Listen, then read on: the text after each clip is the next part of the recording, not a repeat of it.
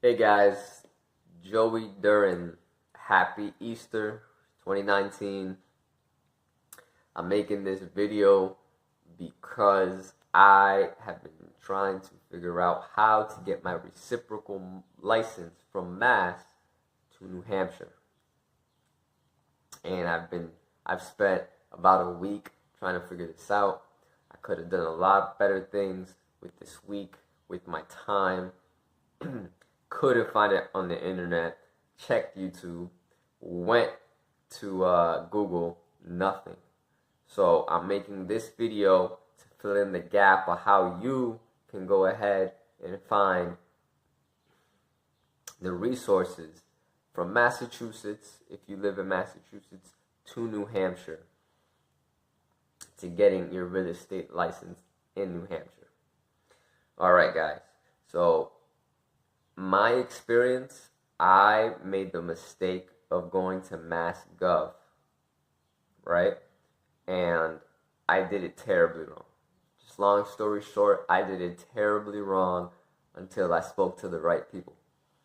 Now, you will have to go to mass.gov and they will require you to make an account, okay? Account's obviously free.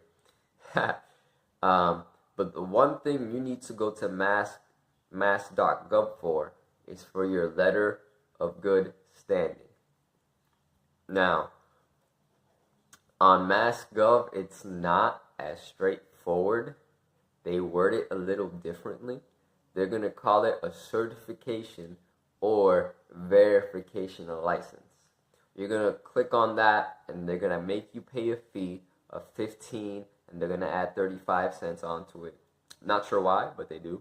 So it's going to come to $15.35 paying for your letter of good standing. Now, going for your New Hampshire license from Mass, just from my experience, it's going to be a little costly, but it does make up for the class or course you don't have to take. Although, my recommendation, I got my Massachusetts real estate license from taking a course. But Massachusetts requires you take a course. Approximately, I believe, 40 hours before you could take an examination. New Hampshire, completely different. Now, at the same time that you are getting your letter of good standing from mass.gov, I want you to send this form out. This form is your Corey check. Now, what it specifically says on the sheet is Criminal History Record Information Release Authorization Form. On the top right-hand corner is going to say Criminal Records Unit. This form can be found on oplc.nh.gov.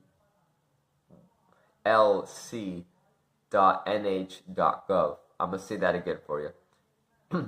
So it's www.oplc.nh.gov. Now, I'm going to put that under my video. Now, the reason why I want you to send this Corey check is because when you have all the other paperwork settled for how long it takes, because you have to send all these forms that I'm talking about by mail, it's going to take some time. And just because it got there doesn't mean it's going to get processed the same. So sending this Corey check, the importance of that is when you get these other two forms I'm going to talk about, that they have to cross-reference with the Criminal Records Unit to make sure where your criminal history stands. And that sits on the judgment of whether they're going to allow you to get the New Hampshire license.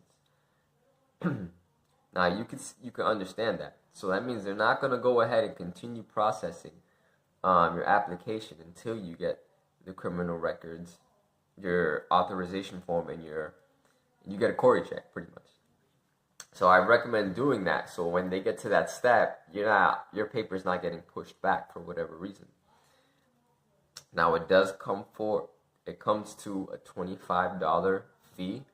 So we have the mass.gov with $15.35, and then we have this Corey check, your criminal history background check, for another 25. Okay. Now these other two pieces of paper can be put at the same time. Maybe you could actually send this one next, which is, I'll show you first. Right now, I don't know if me actually putting that's quite effective, but it's the sales application form. This application form is going to require a lot of notarizing. The Corey check, you have to notarize as well, especially if you're sending it by mail, or if you want a third party, which you will have a third party take a look at your Corey record. So be ready to have, when you go to get your Corey check, before you send it, you have to get that notarized. Forgot to mention that. So the salesperson application, you clearly have to fill out all that information. There's going to be a section where you have to have the broker be notarized, and then you have to have 3 other individuals clearly not related to you to notarize this document before you send it out. So it's a little work, and it does come to about a fee of $90.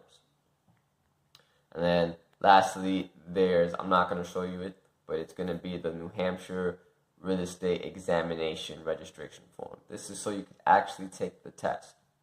This form goes for about $155 for a salesperson. Excuse me.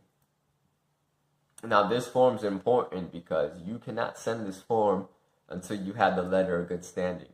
That's why doing the letter of good standing first is very, very, very important. Now, all these documents that I just showed you and mentioned, besides the letter of good standing, they can all be found on oplc.nh.gov. I'm gonna put the link at the bottom, because it has like a / for the state commission /forms. I'm going to put it at the very bottom of the video. Now, doing this, guys, if you've been following along with the prices, you have a price of $155 for the examination form. You have a price of $90 for the salesperson application. You have a fee of $25 for the Corey check, and then of course $15.35 for the letter of good standing. So it can be a little pricey. Of course, you want to be a real estate agent in New Hampshire, so it's gonna definitely make up the difference, especially if you live within the borderline of Massachusetts and New Hampshire. So to summarize it, you got about 4 forms: letter of good standing, mass.gov, be listed as verification or certification of license. They do word it weird. Then we have the Corey check that you want to do at the same time that you are putting the application to get the letter of good standing, the Corey check. And that goes for $25. Then after, or maybe at the same time, up to you, putting the application for the salesperson. Of course, that does involve getting notarized, just like the Corey check. The Corey check, you do have to get notarized. So you may want to do that at the same time. You have to get it notarized with 3 people who are not your relatives, and then your broker. There is a section that your broker has to fill out as well. And then, of course, the examination registration form, which comes to $155, and of course, the salesperson application that I just mentioned goes for $90. Do the math. Totally worth it. I hope this video has been some type of help for you guys. Again, I hope this video has been some sort of value to you guys. Any questions, comments, just leave a comment. Love to get back to you guys, especially on Easter. What else? Oh yeah, let me mention. Good question is, where am I going to mail all of these forms to? On the form, on the top left or top right corner, depending on the form, they're very straightforward on where they got to get mailed to. I do money order. If you guys want to check, go for it. read the form before you think about doing any personal check. Because I know money order works. Just do your due diligence, like watching this video, guys. Appreciate you watching it. Like, subscribe. Maybe, just might make some more videos. I'm looking forward to doing it, and talk to you soon.